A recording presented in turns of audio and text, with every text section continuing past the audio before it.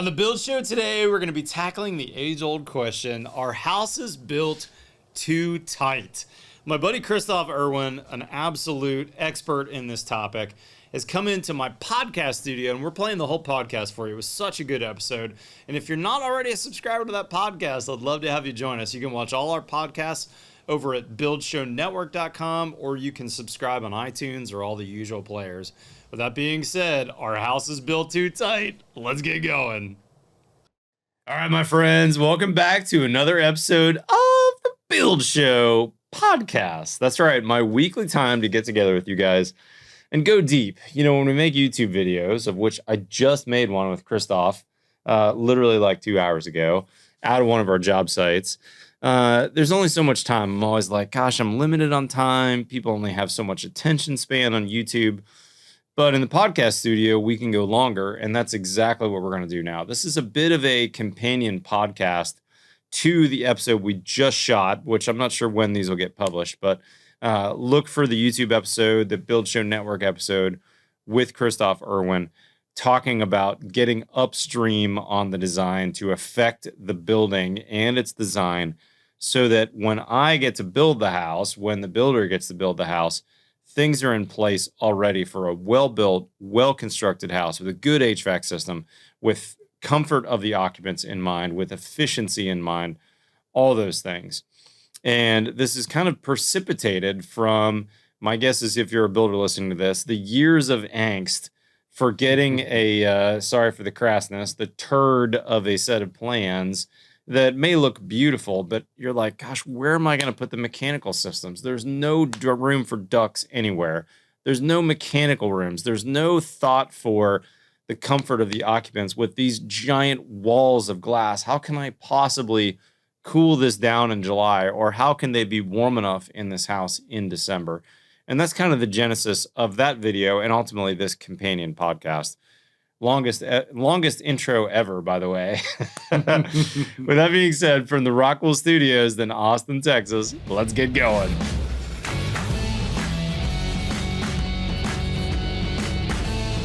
All right, guys.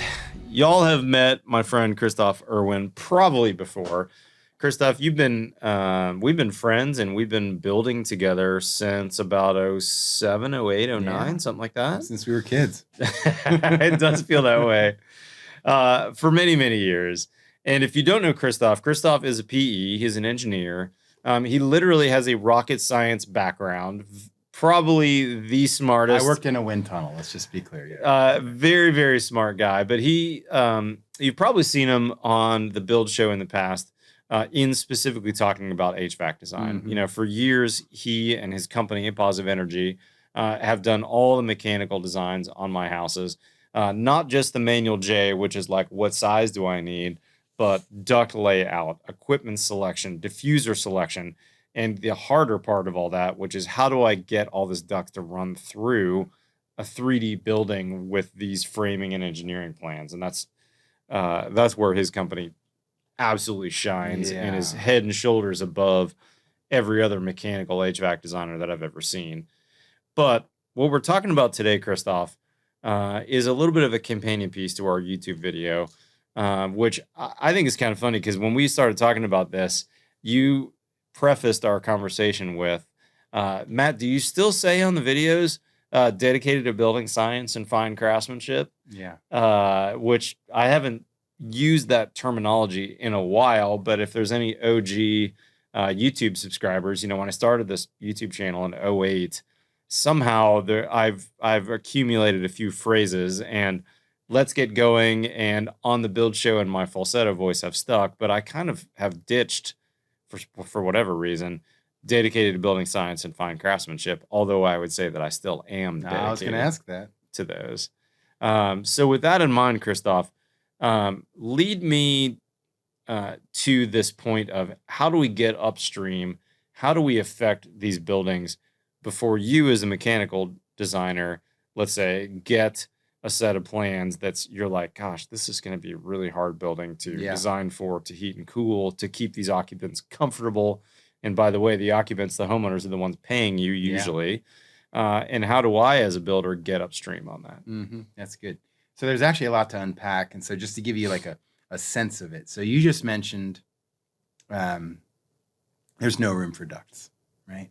So, building sciences, the laws of science applied to a home, and the laws of science include thermodynamics and fluid dynamics, so the architect might not have left room, but the laws of physics say there needs to be room. Mm-hmm. And so here's the thing, and here's what I really want to unpack with you. We just had a great discussion in your truck. Yeah, we did. It was great. And wish we would have recorded that. I wish we'd recorded that too. So I hope we can touch on a lot of those same themes.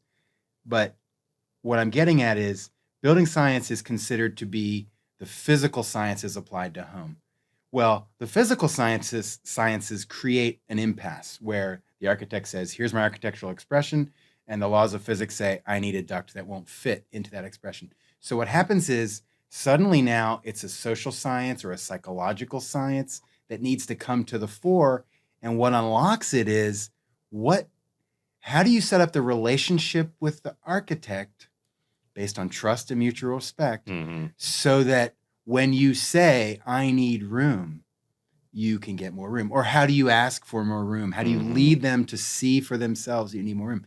Isn't that fascinating? Where it's like, we think of buildings like, there's actually something in the human brain. There's an endorphin associated, a pleasure chemical.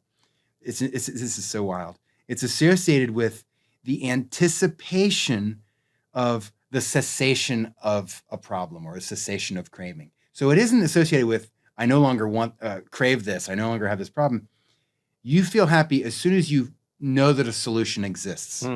That is wild. That's interesting. Yeah. So it's this anticipation of the cessation of craving. And the point is, building science as a field, and this we should go to here next, it is saying, here's how you build a good building.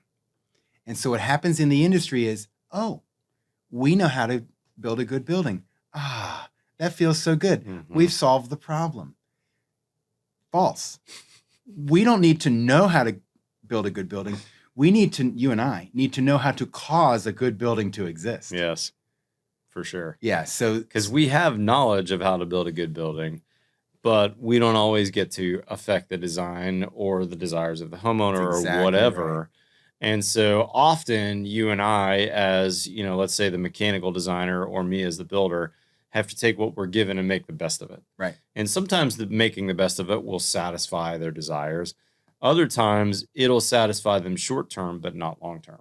And we were actually having that discussion a minute ago. You know, some clients that were satisfied short term with whatever, the aesthetics, the budget, the whatever, but then long term were dissatisfied. Yeah. And that's where this building science and frankly craftsmanship, I think, comes into play as well. For instance, we'll leave out the names, but we were talking about a project that we knew of that you knew right from the get-go, once you kind of figured out who was building it and the contractors involved, that it probably wasn't going to satisfy the homeowner long term. And you said, look, you should spend more to get a better qualified contractor with better equipment, with better manpower, better everything involved.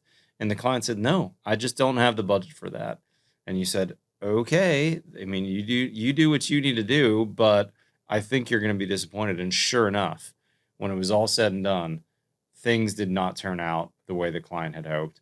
You absolutely called it, and yet they didn't listen to you as the expert that they shouldn't have.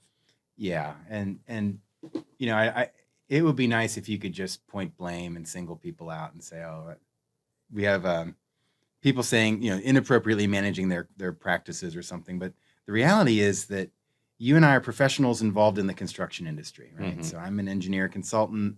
You're a builder. You're also more than that. We can talk about that. You're a information flow network is what you are. But I like that. So architects, engineers, and construction, right? The AEC industry is what we're part of. That's architects, engineering, and construction. And that industry, particularly the construction side of it, it's populated by people they know their industry, right? The reality is they know the past of their industry, and they know the way things are done conventionally or normally. And so it takes a lot of humility and a lot of kind of soul searching to go, could it be that there's a better way to do things? Could it be that for many years, maybe even decades of my life, I've actually been engaging in practices that can be rethought? And the answer, the good news is, you know, the good news is it's complicated. That's not it. The good news is that yes, there are people that do that. And so what's happened is, as a company, Positive Energy, well, just very briefly. So we are a building science company. We're dedicated to building science. Yep. Right. And yet no one looks, on the internet to find a building science company generally to help you with enclosure design or mechanical design or indoor air quality or resilient energy systems. So we became a mechanical designer. And then we've Because expanded. that's quantifiable, right? Like, oh, I need someone to design my HVAC, right? I need that in my commercial building. I should have that in my residential building. Right. And that became the toehold in the industry. We did mechanical designs. Meanwhile, we're doing mechanical designs for two reasons. One is it's a toehold in the industry. People recognize that. Two is, generally speaking, in residential HVAC, there isn't very much design. It's mainly a build. It's design build, but lowercase d, uppercase b, or whatever. And there's a lot of really highly skilled, disciplined installing contractors, very smart, hardworking. And even in that context, those people often love to work with us and refer us into their projects. Yeah. Because we can go upstream. So I'm actually losing my own train of thought. So we got into that mechanical design because there was a compelling need in the industry. As building science consultants, what we mainly did was we went to homes where kids were developing asthma, where elderly people knew whenever they traveled, they slept better. And why don't they sleep well at home? Where there were hardwood floors that were cupping, where there were moisture issues, i.e. mold and mildew in the home, right? So we got to see those over and over and over. Guess what was the problem, right? It was that energy code had changed. The building physics had changed, but the HVAC installers hadn't changed their practices, right? And, it's mainly moisture control problems. And the builders that hired them. Yeah. And, so keep in mind, let's make sure the listeners know, we're not vilifying people here. No, right? This was the situation on the ground. Yep.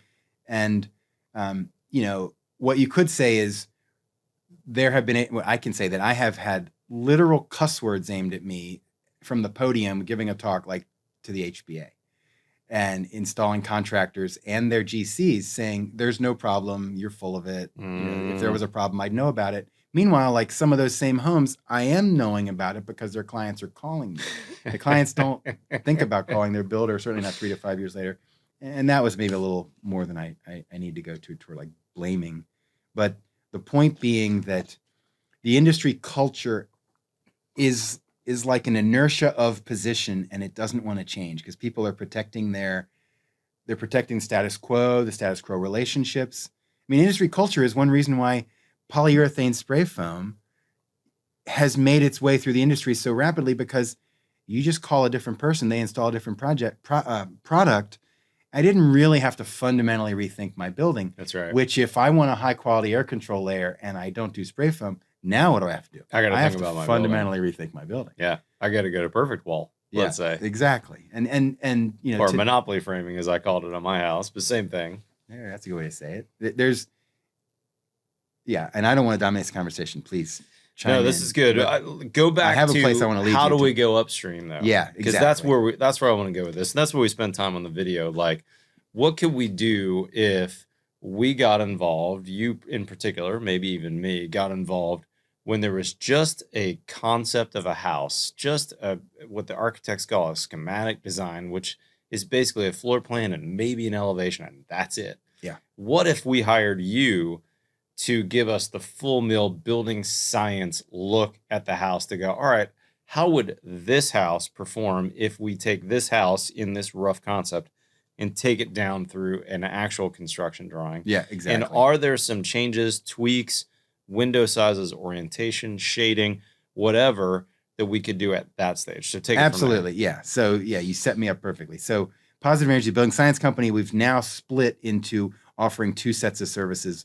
One is engineering. So we're a really solid engineering company. We offer mechanical, electrical, plumbing, electrical master plans, solar design, battery design, water, resilient water systems, right? So that's on the engineering side. But very excitingly, about 3.5 years ago, we've started doing what we call performance consulting. And performance consulting is exactly what you said. We start out with the passive systems, the enclosure systems. So there's two kind of moments in the passive systems, which is the visual comfort, the visual qualities of the space, daylighting, glare, illuminance. And then the same windows, right? We've talked about that. Windows are expensive in the beginning, they're expensive in the middle, they're expensive in the end. And so we think, okay, where are the windows located? What are those impacts on thermal comfort and visual comfort? Then we can look at the non-glass sections of the wall. And actually, we can look at window specs too. But like classic enclosure consulting is, what are your layers? What are your materials? What is your rain, air, vapor, thermal control layers? You know, and now it's in what chemical exposures will my owners get from these products, and how are these going to impact the microbiome and indoor air quality. But that is all passive stuff in the sense that you build it once and then it does its job. It doesn't need a high quality energy source like natural gas, propane, or electricity. So that's the first thing we do, is passive systems analysis. And we could dig deeper into it, but fundamentally it's comfort and health and durability. I love it. And then carbon is in there too, embodied carbon content. Then we do active systems consulting, and this is huge. Active systems consulting is fantastic because of not necessarily so much what it is, which is pretty cool, but when it is. It is happening when the project is at concept or SD. And ideally, before the architect has shown the plans to the clients and the clients have swooned, and at that moment, the plans are no longer flexible or fluid. And let me just expand upon that, because what you're doing at this point, and we just did this on our project together that we shot the video on, is you're kind of giving a pre-mechanical layout to go, we're going to need this size furnace, we're going to need this heat pump, sorry. This, well, I just call furnace generically, but yes, this heat pump, this rough duct size. How do we put that in the space? Yeah. So for instance, the project we just came from, it was a Benson wood shell. And you at the schematic design were like, we're going to need a trunk line that's an 18, I don't know what it was. Let's call it an 18-inch trunk line. We gave you three choices. If it's 10 inches wide, it needs to be 12 inches tall. If it's 12 inches wide, so we gave choices. And then the architect, in this case, Lake Flato, then went back to his design, their design, and Benson Wood and said, all right, could we put that inside the envelope? Could we still have this flat ceiling we're looking for, but have all that ductwork below the insulation, below the air control layer? And they were able to do it. And so what I'm thinking about is, how cool would it be in other projects, whether it's traditional or modern or anything in between, for you to get this, I need this 24 by 5 foot tall box, which happens to be I'm calling it a furnace, an air handler, heat pump. How are we going to not only service that, but change filters, put a new one in 25 years, install it to begin with, peanut butter all the seams, which is duct mastic. Sorry, I always call it peanut butter, and get an installer in there. That's when we're able to then go, we need more than just a mechanical closet that's like a dust broom closet. We need like some space to work on this. Yeah, there's no magic genie that'll cause the system to appear in that closet. Exactly. So let's design that to begin with, rather than hiding it behind all these access panels, which are a huge pain in the butt to get to later or whatever. Yeah. Let's actually put a room in this house. And then we're at the schematic design. People aren't so locked into the floor plan. What if we took this space, which was your hall closet, and instead made that a mechanical room or whatever? Yeah, that's huge. Mm-hmm. We've been really lucky in the sense that that we can find architects that recognize, and there are a lot of them out there that recognize that the architectural design process itself can lead to good outcomes if they invest early on in this kind of thinking. You're exactly right. So what I want to do, taking this back to the very beginning of the podcast, dedicated to building science and fine craftsmanship. So building science, what you would think of classically is, how do the walls go together?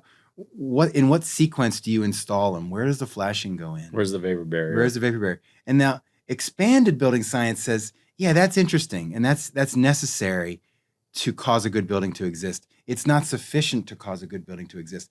What we're involved in is like a next level of building science, which is, how does the architect and the engineer and the consultants, how do they fit together? What information flows to who and when, who said what to who? Yep. And so what happened, another thing that happened on that Benson Wood house, which I think we should put a pin in this and say, because it was a Benson Wood house, prefab construction designed off-site, everyone agreed, yeah, we got to get this right. Yeah. We have to do it that exigency shouldn't only apply to prefab home. 100%. We should get it right on all homes. We shouldn't say, you know what, we're going to do the mechanical system. We're going to put the structure up, and then we're going to come in and figure it out. And then I have no idea where the ducts are going to go, but we'll figure out how to snake it through there. Right. And then flex duct is infinitely forgiving, supposedly, and you can do whatever origami you need to do with it. So building science is simply systems theory applied to homes. And what's really exciting about the teams that we work with at Positive Energy are the system that we are all consciously working on is the system of how we work together. Yep. Right. That's profound. That's a big deal. And it's not just a big deal in that sense, but we did passive systems, active systems.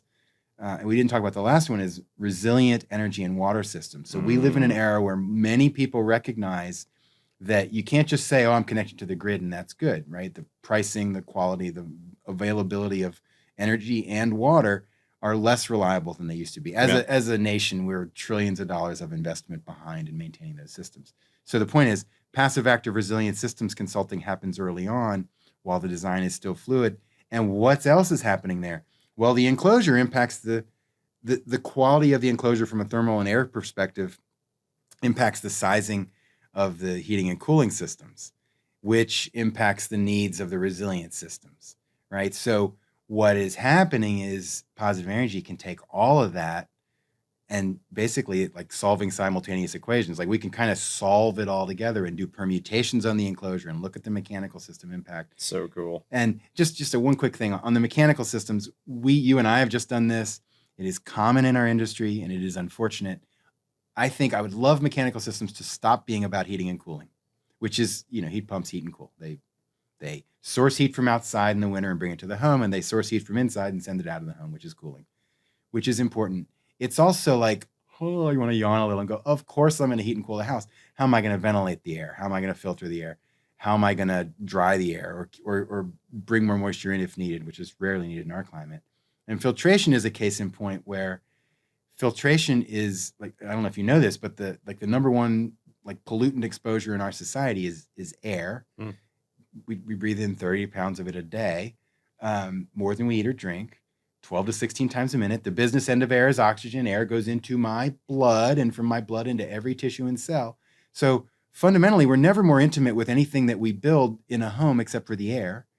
And yet, who's responsible for the quality of the air, right? Is it the architect? Is it the builder? Is it the mechanical installer? Which I think it is the mechanical installer. And we've just had, and this is another like where you take the societal overlay, and COVID has been a terrible crisis for our community, our world. And yet it has woken people up to say invisible threats to my health can be real. Yeah. Many people, there's still people that don't believe it. And I'm going to take air seriously. Yeah, I'm swimming. I love your fish example. If your fish if your fish is swimming in polluted water, you feel bad for the fish. Yeah. And yet we're swimming in polluted water all day long in this fluid that we call air. Better living through chemistry. Yeah. And so just because you can't see it doesn't mean it's not affecting you.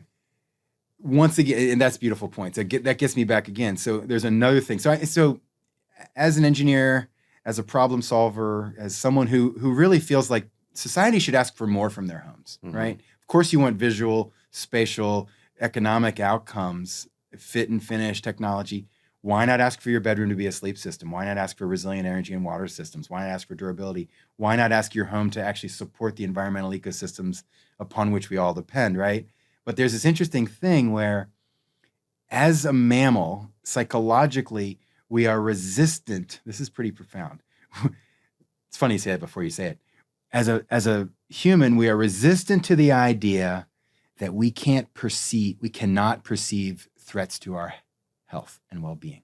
So I'll say it again. We resist the idea that there are things that can hurt us that we can't see. So in other words, if it's not a wolf on the edge of the forest, which you can see, it's other things that we can't see, invisible that are microbes, as much as a threat. Invisible viruses. Yeah, exactly. And so that's one of the reasons. I mean, mold, we could go down the path of why mold is bad for us, but let's just say indoor mold exposures cause harm. They cause negative health outcomes in most people for known reasons, known causations, which is profound. It is also true that you can smell mold and you can see mold, bringing it to the top of the list of things that we believe are threats.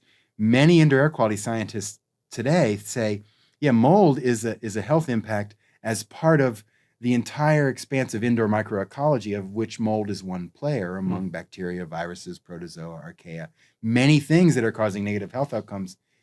But most of them were like, they don't matter because I can't perceive them with my native senses. Right. Yeah. That's wild. Yeah. And so, bringing it back. So building science is systems thinking applied to homes, and it's been physical systems, chemistry, biology, physics. And you are in a space, and we are right now in a space where it is information flow systems are impacting the ability to take that information that's in building science and cause it to have greater impact in our society. That's profound. Like you can imagine each person listening to this, you're like a synapse in the brain and they're the adjacent synapse, and the neural signal has gone from one to another. So you're helping create like thoughts in the societal mind. And I know that's kind of out there, but that's really what building science has the potential to do, because building science, when you say dedicated to building science, you're thinking rain, air, vapor, thermal. But really what you're saying is seeing the home as a system. And all I'm saying is what positive energy has done is see the design and construction of the home as a system that can be optimized to give the outcomes we know we want. That's right. And all that, I think, falls under the umbrella of craftsmanship. Craftsmanship is not just making tight miters and things looking visually good, which ultimately I think everyone has some version of understanding, right? We can go into a house and go, man, this house looks really good. I like it. And you may not know what it is. It actually might be a really good paint job or beautiful countertops or the space. What they can't see that's behind the walls and behind the scenes makes more of a difference to their health outcome, to the durability of the house. All those systems are hidden from our clients, and most of the time they don't know what's happening there. But more and more people are listening to podcasts like ours, or like yours, by the way. These guys have an amazing building science podcast called the Building Science Podcast. Building Science Podcast. We gotta get you on. People are watching my YouTube videos. And in fact, my YouTube video I'm publishing today, Kristof, is one where I went out to a builder's job site in Houston when I was down there speaking at the HBA. And funny enough, the guard in the guard shack at the gated neighborhood recognized me as Matt Reisinger, the builder, on YouTube, and couldn't believe I was coming in. That's cool. That was so cool. And then when I get there, both the homeowner and the builder were fans of the show. And I could tell by looking at the house under construction, they had watched like every video. So much so that some of the mistakes I made on my house, they had corrected them on this house under construction and gone one step beyond me in several places. Like I made a mistake where my cabinet guy put a screw in the back of my plastic in-wall toilet tank.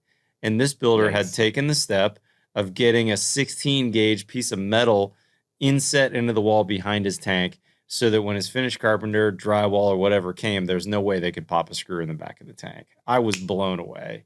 And it was that aha moment that made me really smile and think, I've made a lot of videos over the years, and now I've made a lot of podcasts.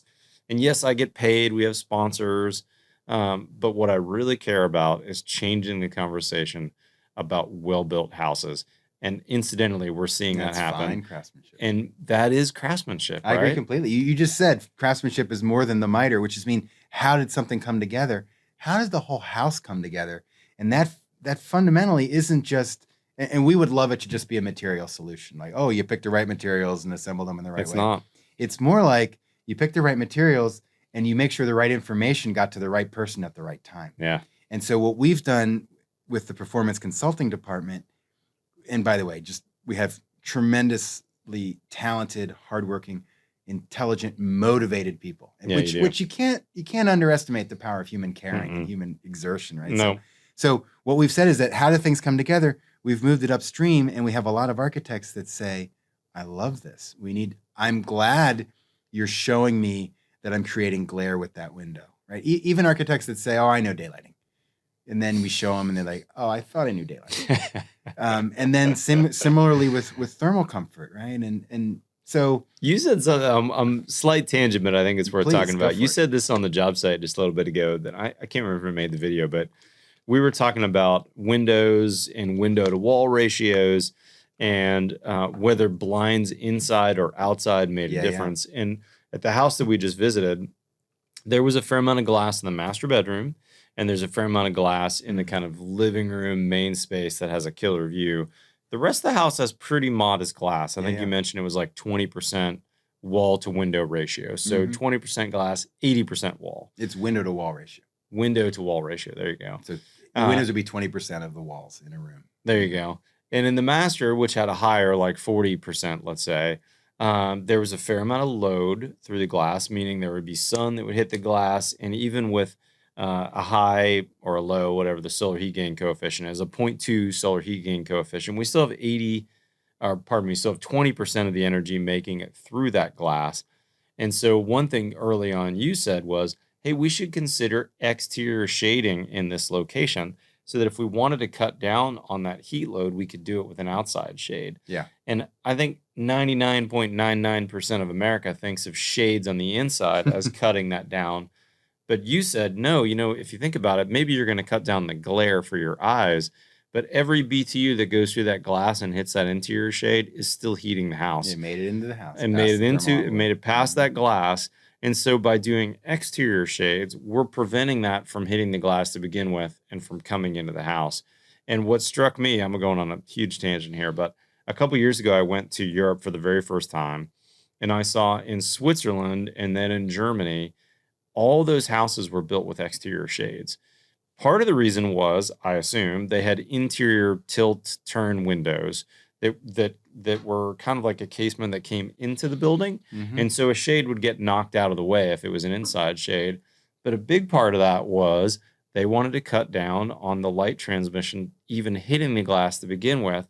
And they had these thick exterior building shells that allowed them to do exterior shades. And it was like a given, like, of course we're going to do exterior shades. Where else would we put them, you dumb American? And when I went to the BAL show, which is their version of the International Builder Show, the real International Builder Show, there was manufacturer after manufacturer that had solutions for these exterior shades, which in America, have rollers and louvers. They have everything. In America is really just a box that you bolt onto the outside of the wall that's ugly and drops down. But in Europe, they're all hidden. They're all thought of. The architect, the builder, they've all designed it, and it happens, and it's kind of auto-magically happening on those buildings. Auto-magically, that's good. I need to correct something I said just in case there's like a hawkish, close listener out there. Please. I said window to wall ratio, like a 20% window to wall ratio would be that the windows were 20% of the area, the walls of the room. No, it's the outside. It's from the outside, right? So it's 20% of the exterior walls, because it doesn't matter if the wall between your room and the closet has a window there you in go. That's a good just to get that. But yeah, so 20 to 40% is a good window to wall ratio, and go to downtown Austin today, right? Look at the newer buildings, right? 100%. They're 100% glass, right? Except for where maybe you need some structure.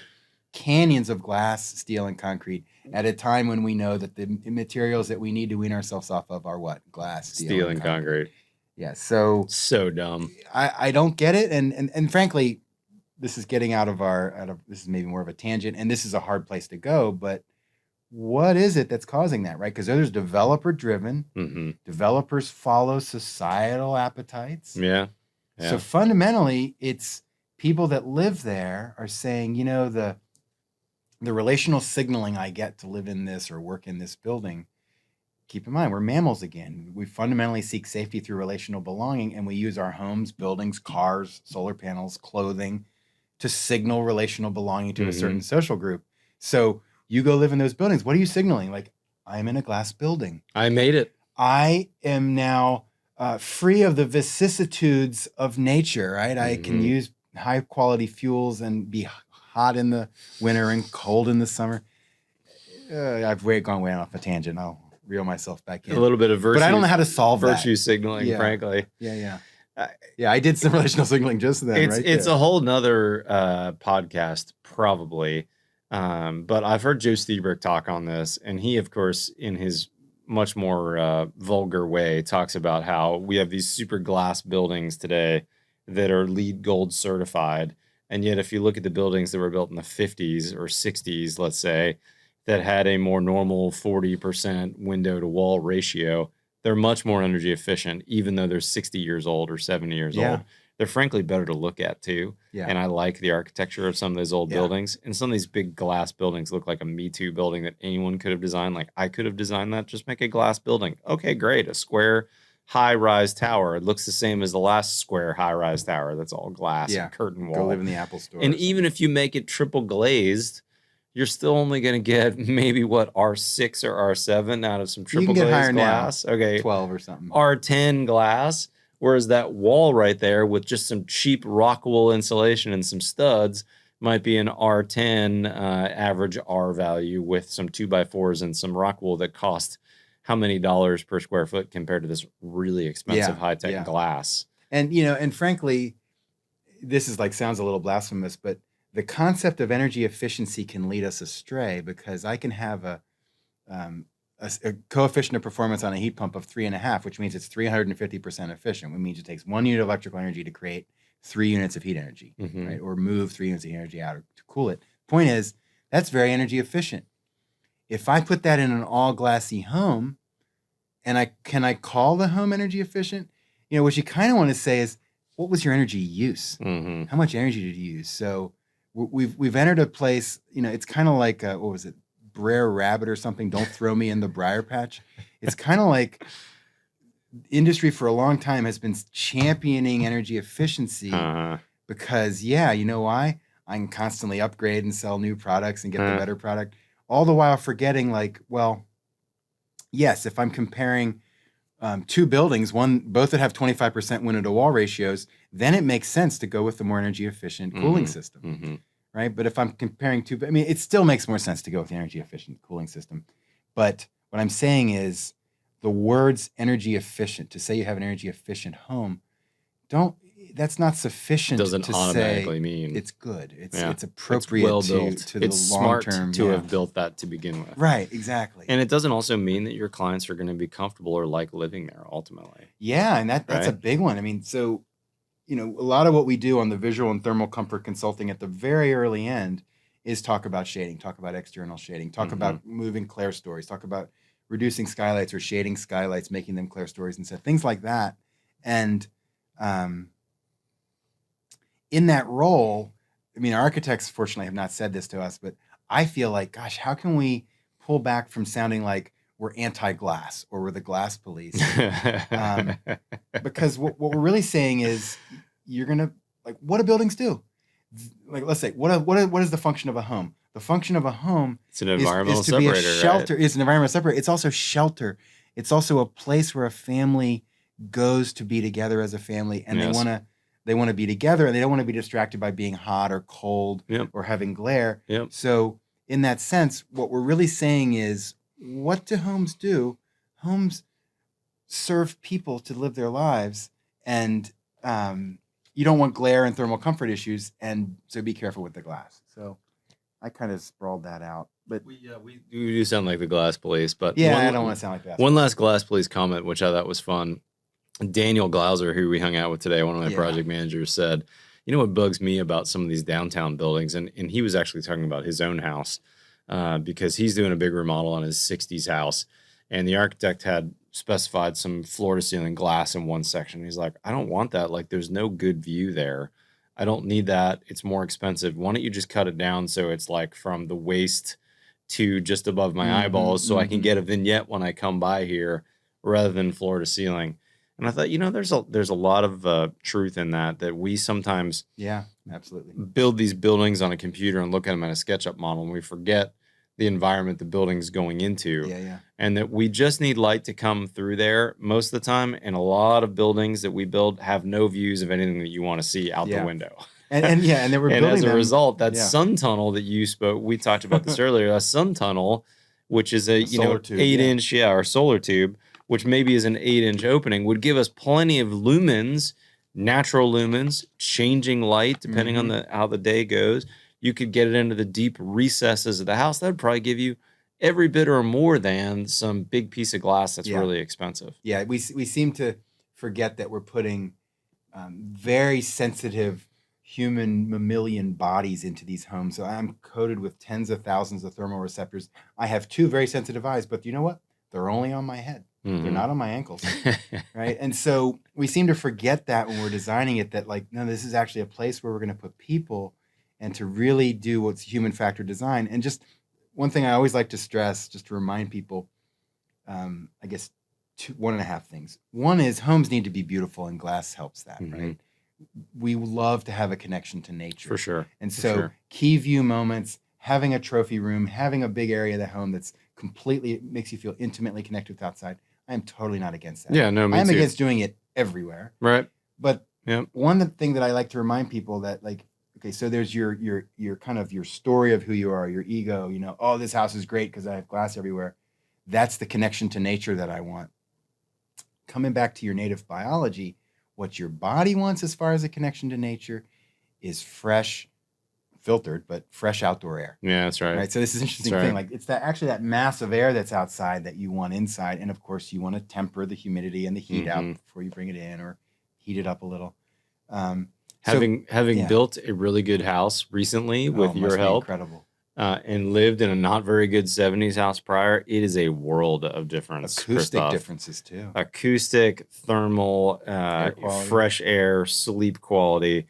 I'm 100% on board that a really well-built building can change your quality of life inside the building. And I have young kids. We love spending time at home. Even some details like, I mentioned this on a podcast earlier this week. I have wood ceilings in a bunch of places in my house.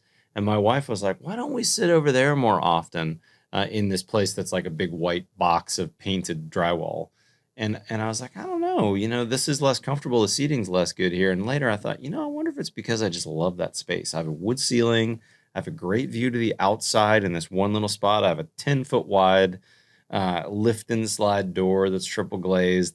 I get to view from the outside. So even though the seating in my dining room is not very good, it just feels really good in that spot in my house. Isn't that cool? And kind of everything happened right there. Whereas my living room's fine. But the big white sheetrock walls don't feel that great. They feel a little too tall for me. My little cozy, 9-foot ceiling, or like it's actually 8'9" or whatever in my dining room, just feels really comfortable and good, especially with that wood ceiling. We're such complicated mammals, aren't we? We are. Yeah, I think that one thing you're expressing is that we're complicated, and so when you're seeing a wood ceiling, especially if you can see the wood grain or the wood texture like we can on this table, these are actually like kind of chaotic random patterns, whereas like just a white surface, if this were just a white surface, it's very different. And this is called a high fractal image versus a low fractal image. So people that are like in downtown all the time, they're more, so that's a low fractal environment versus a high fractal, looking at trees or water or wood grain. It's associated with depression. It's associated with anxiety. So there's something, and I'm just getting back to, I'm responding to your point about we are mysteries. Yeah, we're deeply sensitive. Sure. And a lot of the buildings, I know we're trying to wrap up here. So a lot of the practices that we've inherited from the construction industry, we need to keep in mind, they started in the post-World War building boom. And it's just a moment in time in the thousands of years of us constructing. And fundamentally in the post-war building boom, what started was we need a lot of homes fast. Cheap, fast. And affordable, right? Yeah. And so we have inherited these practices. It's kind of like trickle up. But are they the best practices? Right. Like, people talk about trickle down economics, right? Like cell phones made their way into society but the first early adopters were affluent, airbags in cars and things like that. What happens in homes, and I mean even multi-million-dollar homes, you get the same mechanical system components that you had in I won't name a name, in a production builder home. Yeah. You get the same surface finishes, painted ducts that are outside of the kitchen space, no dehumidifiers, poor flex duct. Exactly. Even though it's a multi-million-dollar house. So we've had trickle up practices, and we've optimized for speed, efficiency, low first cost, and not for humans necessarily. Yes. Kristof, really appreciate your time, brother. One last plug for you. Positive Energy, based in Austin, Texas. How many people are on your team now? 19 people, 9 engineers, 4 PEs. We've grown a lot. They're a very large and very smart team. They're not for every house, for every build, but this service that we're talking about, that we talked about on the video and with this, which is kind of a schematic design, building science look at the house, which is probably not how you're marketing yourselves, but I'm going to market it as that. It is building science, yeah. It is building science. We call it performance consulting. But performance consulting. Yeah. It's about $10K as a minimum. Yeah. It's around $3-4 per square foot. It's $3 a square foot. Yeah. $3 a square foot. So it's, less than 1% of your building costs. And you don't have to use them for mechanical design either. You'd actually get quite a bit of mechanical design, at least from the active systems. With that. This is really good. And what's cool too, is we mentioned this earlier, some of the architects you're working with who have used you 9, 10, 12 times on houses for this service are starting to get it. They get daylighting now, and they're changing the way they design houses. Absolutely. And so that's what gets me excited about talking about this, is changing the way we design houses. Not hire me to build. I can't build every house. Not hiring you to design the building science and the mechanicals. You can't do that to every house in America. But one house, one person at a time, we can extol these principles, and we can change the way houses are being built in America. And I can tell you, Kristof, just anecdotally, the dozen or so years we've been friends, we've changed a lot of how Austin builds houses. Heck yeah. You and I and others like us and our colleagues and friends out there in the industry, architects and builders. Dehumidifiers, VRF, HEPA filters, ERVs, all probably a lot of that is advocacy. Kind of standard in the way we do things. And didn't used to be. And for my builder friends out there, almost no builders are bidding projects in Austin anymore. We're always getting hired on professional services agreements, and we're saying, here's how we build a house. We build with metal trunk lines. We put dehumidifiers in as standard now. We maybe didn't do that 10 years ago. We do it now. Yeah. We've really upped the building game in Austin. And we should. We have high quality devices all around us. Why is not our home one of them? Why is our home not as engineered as our cell phone? Yeah. Kristof, I appreciate all you do for the industry, brother. You're an amazing man. And I meant it when you're one of the smartest people I've ever met in my whole life. And so it's a privilege to be your friend, Kristof. Back at you, my friend. Building Science Podcast is their podcast. PositiveEnergy.pro. PositiveEnergy.pro is their website. And on Instagram, they're also publishing Instagram. It's at Building Science ATX. Yep. Is that right? On Instagram. Miguel over on Kristof's team also is publishing on those things, and they kind of tag team with some great guests in the podcast. Highly recommend, if you're listening to this podcast, go right now to iTunes and subscribe to them as well. Thank you. Guys, if you're not currently a subscriber, hit that subscribe button below.